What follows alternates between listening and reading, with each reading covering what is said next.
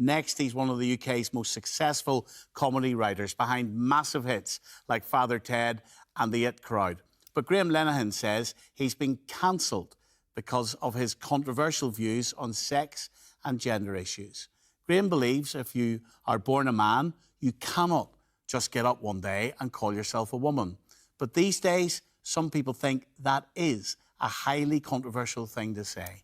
In a rare TV interview, rare because he says no one will speak to him now, Graham talks about how his life has been destroyed. He says he's lost everything, his marriage, his plans for a Father Ted musical, everything. I asked him why he felt the debate has become so toxic.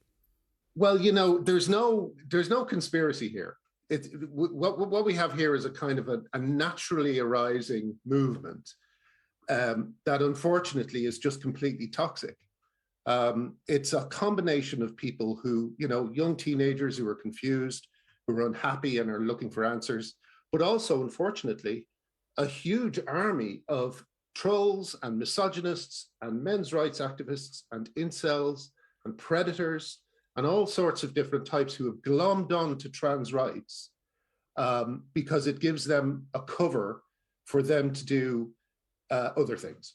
And just to be clear with the audience, Graham, what this is about, this whole central debate is about whether what you are born defines what you are, whether you're male or female, or that you cannot be defined by what's between your legs. The kind of luxury beliefs that people hold at the moment, that you can change sex, that if you change your pronouns, or if you even say, I am trans, then that actually automatically does something to your... well, I'm not sure what the argument is. It seems to be that there's a kind of gendered soul that lives within all of us, and sometimes it matches up with our body and sometimes it doesn't. I don't believe in souls. I don't believe in gender. I believe we are either male or female. It's also extremely important if you are someone who genuinely feels that you are born in the wrong body. It's also extremely important if you've considered that throughout your life, you've got counselling, you in a thoughtful way want to be your own person in this world, and you don't want to be told by someone else that you've no right to describe yourself as a male, a female. Who cares? As long as you're happy. Why does this irk you? Because it hurts women. If you find you're in a position where your elderly grandmother, say, is going into a home and you are not allowed to ask for a female carer, that hurts women. But if there was someone through their own lived experience, they were born a male, but they would prefer to be addressed as a woman, would you not want to do that in order for them to feel comfortable in this world? Would you not want to be respectful? Well, yeah, and I am in private.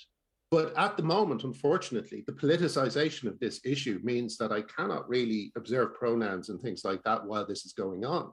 This is a war on women. Like,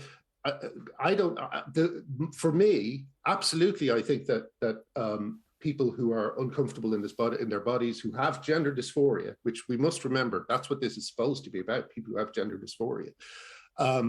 They absolutely need the best medical help we can get. It's a terribly debilitating thing to have. But what is being proposed, not by trans people, but by trans activists, which are a very different group, is that we respect every single person who says, and literally just says, I am trans. And for me, at the moment, the most important consideration, there's two really. One is the safety of children, and one is the erosion of women's rights. And women's rights are being devastated at the moment by this. You only have to look at Leah Thomas on the women's swim team, who if Leah Thomas stands in front of one of his competitors or one of his the players on his team, you can't see them. He's so big. His shoulders spread around them, so you cannot see these people. He's a huge man. He wins his races by about 40 seconds. The other women in the race are racing for second place. What kind of a lesson is that to give to young girls? I don't understand why more people aren't up in arms about this. Gender identity as a woman, Graham. Yeah, it doesn't matter. It's a man with long hair, Stephen. You know that, you've seen pictures of him. It's a man with long hair. I don't understand why we're all pretending not to know this. So tell me your story. What has happened to you with Father Ted the musical? Well, my original bet was that the TED musical was too big to fail. I simply thought, if they come after it, then that'll be good, because then people will see how crazy this is, how absurd and how censorious, how anti-female, how homophobic that this movement is. So I kind of thought it would be okay, but you know, the more time passed, I was standing up. I was trying to explain myself as clearly as possible. When they couldn't come for me, they came for my wife. They released my wife's address online. They sent the police to my home. You know, the police have been to my house several times. I'm living in a flat now because eventually the pressure of all this drove my wife and I apart, and we divorced. Because of this? Yes, yes. And in terms of Father Ted the musical, had you got that to a stage, Graham, where the industry was interested in it and were backing it and then pulled out? Or what stage did you get that to? We've done full rehearsals of it twice. Linehan has written some of the best music you'll ever hear. We have songs for every character. We have a great story. It was ready to go. And just because a group of people have decided that anyone who speaks up against this ideology is evil, they've just kind of rolled over for those people. No one is standing up for me. How much does it hurt? Well, you know, I'm used to it. After 5 years, not one of my friends spoke up. Not one of my friends said in the showbiz. Where I often joke, I used to know no one except people in show business, and now I know no one in show business and loads of people outside of it. You know, so I know social work. As I say, I know people from all walks of life. But my celebrity friends, comedians, you know, intellectuals who have an opinion on everything else under the sun except this subject, they just said to stay silent. And all it needs is just a few adults to step into the room and say, hang on a second, he's not saying anything particularly controversial. Why is he so toxic? You say you're going to, you know, you've decided to fight this, but it must feel like a lonely place, and it must hurt, and it must mess you up. Yeah. You know, they took everything from me, you know. Like what? What do you mean? They took my family, you know. You know, before this, all I was doing was, you know, writing comedy and playing board games and being silly on the internet. And then I just said, no, hang on a sec, stop calling these women TERFs, stop sending them abuse, let them speak. And for that, they just destroyed me. Do you honestly feel destroyed? No, because the one thing about this that keeps me going is that I know I'm right. You know, I know I'm right. I see things. When you open up a newspaper and you see the words used, as I have many a time, about sexual offenders who have suddenly decided they're women, and the word "her penis" comes up. Well, every time I see something like that, I just think, well, I'm right and everyone else is wrong. I mean, it's a very strange position for me to be in. It's the opposite position to the one I've been in for my whole life. But in this particular case, I got to say, sex is important. Women are real. Women's language is important. Women need words like women to describe themselves. These are all just basic things. Can I ask you a personal question? You say that this destroyed your relationship with your wife. How did you two not bond together? How did this not keep you close if someone was attacking you and you love each other?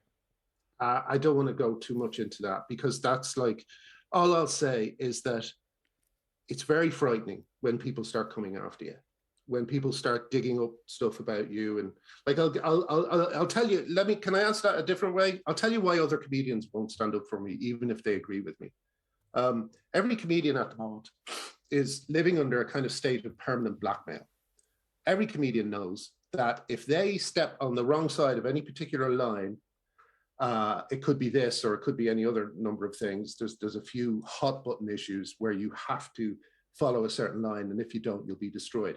I mean, you know, I've been thoroughly cancelled, Stephen. You know, I'll tell you how cancelled I am. There were 2 programs called Cancelled, and I wasn't on either of them.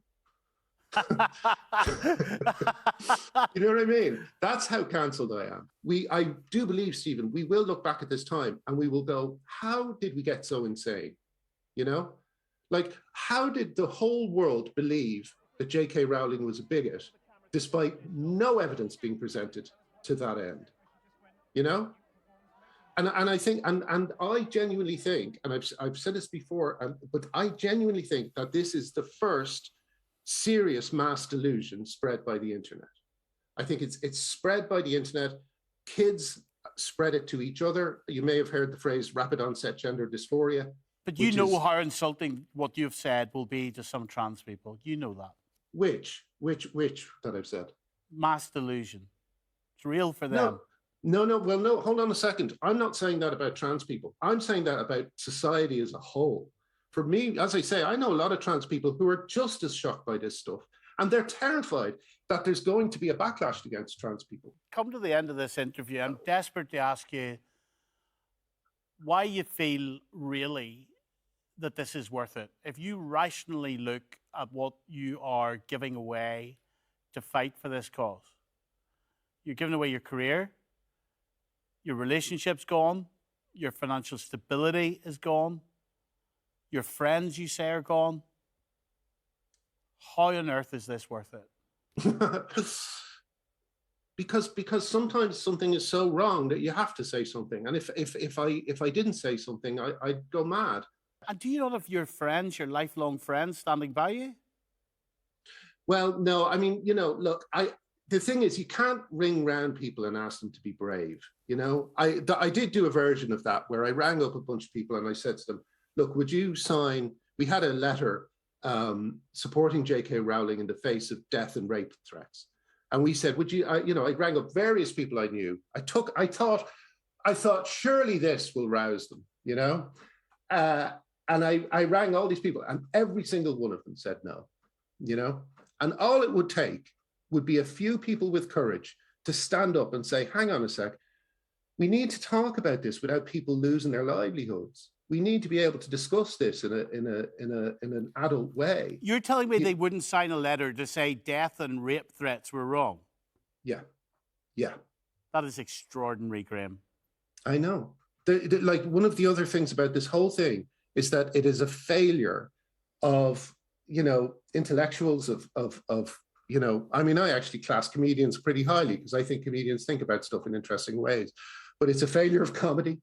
It's a failure of journalism because journalists are openly hiding the truth. What I can share from my experience of making a 10-part podcast on this, along with David Thompson from the Nolan team, is that there was very much a division of opinion, but there were people within the BBC, within the organisation I work for, an organisation where the whole meaning of it at its core is to speak up, to speak out. And there were quite significant senior people within the BBC contacted me confidentially, frightened to speak up about this subject, frightened to express an opinion. The vast majority of them, female journalists, frightened to even speak about it. Yes, and isn't it relevant that it's women, female journalists who are frightened to speak? Because the punishment meted out to me has been pretty bad, but the punishment meted out to women is much, much worse. Every one of us who speaks up is left hanging in the wind by everyone else.